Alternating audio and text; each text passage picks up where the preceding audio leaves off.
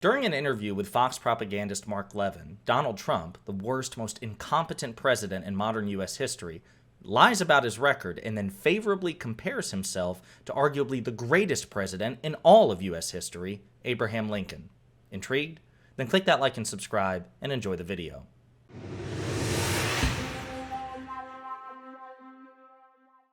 So recently, Donald Trump appeared on the Fox propaganda network to participate in an interview with Mark Levin, who is one of his chief cultists, if you will. And during that interview, Donald Trump predictably said a bunch of stupid and dishonest things. He wouldn't be Donald Trump if he didn't do those things. But a particular clip jumped out at me because it combined just some casual, prolific lies about his record as president. But he also compared himself, as he's done before, to arguably the greatest president in the history of the United States since its founding, Abraham Lincoln. So I want you to hear the clip, and we're going to go into his record and the comparisons and why it's just too damn funny. And of course, he gets absolutely no pushback or correction from this propagandist Mark Levin. So let's hear what the former president has to say. Say that Andrew Jackson was the most vilified president. It was his wife died during this thing, and they said such horrible things. And he had a very tough presidency. He was a very good president. He was a great general and a good president. Abraham Lincoln, they say, was, he had a civil war going on, all right? But Abraham Lincoln was just vilified. But now they say Trump got treated the worst of all. Because what they did is they came up with phonies. We'll stop right there and we'll get into his reasons in a second. But you know what I love about that?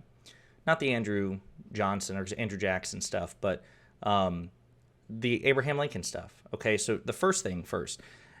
President Lincoln was vilified by conservative Confederate supporters and sympathizers. They thought Lincoln was a tyrant. They thought he was overstepping, that he was a slave abolitionist, that he was interfering with states' rights. Ironically, the people who vilified President Lincoln at the time, if they were alive today, would be at a Trump rally because they were conservative, racists, and bigots. Not all Trump supporters are, but if they were going to be at a rally for somebody running for president, it would be at a Trump rally. They would be waving MAGA flags. So that's irony number one. Irony number two is to say that they say that Trump is treated worse than President Lincoln. President Lincoln was assassinated. He was shot and killed in office, about to start his second term. So this man who's still alive and was never, who never came close to suffering anything close to that, probably not treated quite as bad, as somebody who was shot to death before his second term. So that's irony number two. We'll carry on. Of Russia. It was all hoaxes. The Mueller witch hunt, which turned out to be no collusion. After 2.5 years, no collusion. I could have told them that the first day. And they had the laptop. So the Mueller report, I'm just going to remind everybody, because again, Donald Trump keeps saying this, Mueller report, hoax, Russia. And this is very popular, obviously among conservatives, but even, unfortunately, quite a few moderates and centrists and even some liberals, right? Certainly, the Mueller investigation was not the smoking gun that many on the left, myself included, hoped it would be. But let's be very clear. It was not a hoax. There were 34 indictments that came from the Mueller investigation. And 8 of those indictments, 8 of them, were people who worked on the Trump campaign or in the Trump administration. These people were credibly indicted, criminally prosecuted for unethical behavior associated with Russia during the Trump campaign and Trump administration. That's not a hoax. That is the exact opposite of a hoax. With respect to Donald Trump's involvement, Mueller very clearly did not he went out of his way to say, I am not exonerating Donald Trump. I am not saying Donald Trump is innocent. As a matter of fact, there were at least 11 instances identified in the Mueller report where Mueller said Donald Trump, as the sitting president, may have obstructed justice during the Mueller investigation. That's not a hoax. We can say, well, why wasn't he charged? Well, there's an OLC opinion, an Office of Legal Counsel opinion that's been around since at least the Nixon era that says a sitting president cannot be charged with a crime. That's the thing. That and the fact that Attorney General at the time was Bill Barr, who was a Trump hatchet man. Those are the two things which saved Trump's ass at the time. Okay? Not a hoax. Factually not a hoax. If anybody says that, they are lying to you, flat out lying, or they don't know what they're talking about. So let's carry on. They could have figured that out because on the laptop, if you look at it, you could have figured that out easy. But there's never been anything. Despite that, people are saying it was one of the most successful presidencies in history, and I believe it was. Again, we built the greatest economy ever. We'll do it again. We did things, rebuilding the United States military. I rebuilt it, and then we added Space Force. We added a force. We added a branch of the military. It hasn't been done in 80 years since Air Force. And okay. The rest of it was just incoherent too. So they say we built the biggest economy. He didn't. If you look at most economic metrics during the Trump administration, and we can just go pre-COVID, COVID counts, right? A lot of Republicans and conservatives want to grade Trump on a curve. Well, we can't count the last year and a half of his presidency or the last year because of COVID. They would never grant anything like that if it had happened under a Democratic president. So I'm not feeling particularly charitable. No, COVID counts. He was president at the time. He mismanaged it. He didn't rally the troops. He didn't take the science seriously. He didn't take the pandemic seriously, which means he gets all the blame for everything that happened because he didn't give it a good college effort. But even if I was feeling charitable and didn't want to count the COVID era, which we do count, it counts. But even if we didn't, you still don't win, conservatives, because you compare the Obama and Trump economies. Trump's economic successes were largely continued trends from the Obama era.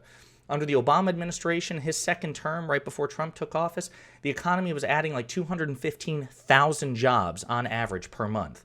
Under Trump, pre-COVID, when the economy was hot, only 182,000 jobs in comparison. Obama added more average jobs per month than Trump.